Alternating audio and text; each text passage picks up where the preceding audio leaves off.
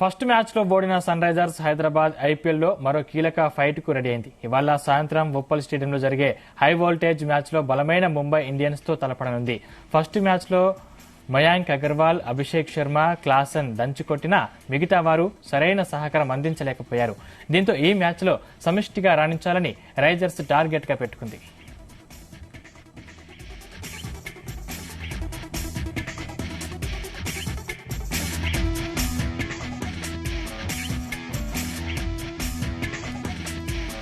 Pitch హిట్టర్గా Abdul Samad వైఫల్యం, బౌలింగ్లో భువనేశ్వర్ ఫామ్లో లేకపోవడం ఆందోళనకరంగా మారింది.